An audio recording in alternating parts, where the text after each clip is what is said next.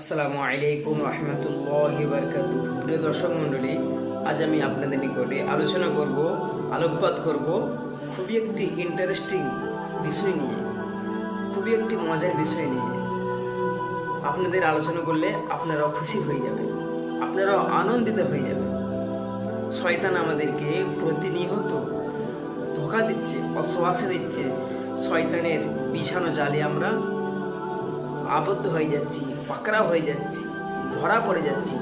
কিন্তু আজ আমি যে বিষয় নিয়ে বলবো, সেই বিষয়টা নিয়ে বলবো শয়তান আমাদের কাছে পাকড়াও হয়ে যাবে, শয়তানের ক্ষমতা দুর্বল হয়ে যাবে।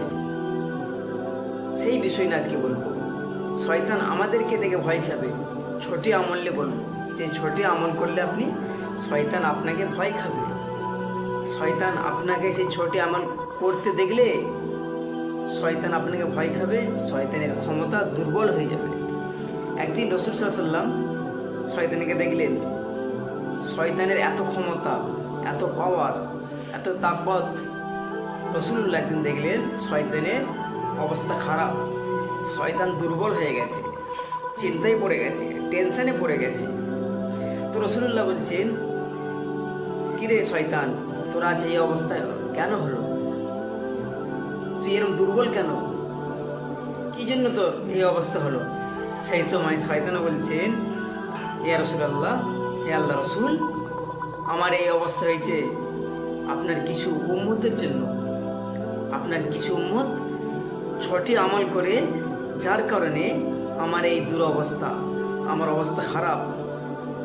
যদি আপনার উম্মত কিয়ামত পর্যন্ত এই ছটি আমল করতে থাকে, করে আমার এইরকম অবস্থা খারাপ হতে থাকবে, আমার ক্ষমতা দুর্বল হতে থাকবে। আমি আপনার সেই উম্মতদেরকে সেই ছটা আমল করতে দেখলে ভয় পাবো, ভয় খাবো। সেই ছটা আমল কি? 1 নম্বর হলো, যখন দুটো ব্যক্তির সাথে দেখা হবে, সাক্ষাৎ হবে, সালাম করবে, সালাম দেবে। যেমন হাদিস পাকে রাসূলুল্লাহ বলেছেন, ওয়ান জাবির রাদিয়াল্লাহু তাআলা আনহু, হযরত জাবির রাদিয়াল্লাহু তাআলা আনহু হইতে বর্ণিত, ক্বালা রাসূলুল্লাহ সাল্লাল্লাহু আলাইহি সাল্লাম, রাসূলুল্লাহ বলেছেন, আসসালামু ক্বাবলাল কালাম, তোমরা একে অপরের সাথে দেখা হলে, সাক্ষাৎ করলে, ক্বাবলাল কালাম, আগে সালাম দেবেন, তারপরে কথা। তিরমিজি শরীফের হাদিস। তাহলে যখন কোনো কারোর সাথে দেখা হবে, সাক্ষাৎ হবে, মুআনাকা হবে, একে অপরকে সালাম দিতে হবে। 2 নম্বর আমল, যার কারণে শয়তানের ক্ষমতা দুর্বল হয়ে যাবে, শয়তান আমাদেরকে দেখে ভয় খাবে।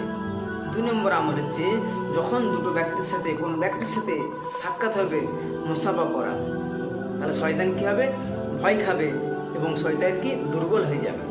3 নম্বর আমল হচ্ছে, আপনাকে শয়তান দেখে ভয় খাবে, আপনাকে শয়তান দেখলে দুর্বল হয়ে যাবে। সেই 3 নম্বর আমলটা হচ্ছে, যখন আপনি গুনাহ করে ফেলবেন, গুনাহ করার সাথে সাথে আপনি তওবা করবেন, ইস্তিগফার করবেন।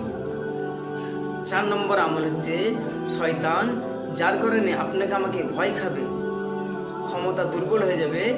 4 নম্বর আমল হচ্ছে, রাসূল সাল্লাল্লাহু আলাইহি ওয়াসাল্লামের প্রতি বেশি বেশি দরুদ শরীফ পড়া। যখন দরুদ শরীফ পড়বেন, শয়তান এটা দেখলে দুর্বল হয়ে যাবে, ভয় খেয়ে যাবে। 5 নম্বর আমল হচ্ছে, আপনি যখন ভবিষ্যতে কিছু করতে যাবেন, ভবিষ্যতে অর্থাৎ আপনি চিন্তা করলেন, আমি অমুক দিনে নামাজ পড়ব, অমুক দিনে অমুক জায়গায় যাব, এরকম সময় যদি আপনি, এরকম মোমেন্টে, এরকম মুহূর্তে যদি আপনি বলেন, ইনশাআল্লাহ আমি যাব, আমি এই কাজটা করব, যদি আল্লাহ চান। ইনশাআল্লাহ অর্থ কি? যদি আল্লাহ চান। যদি আপনি এটা বলেন, তাহলে শয়তান সেই মুহূর্তে আপনাকে ভয় খাবে, দুর্বল হয়ে যাবে।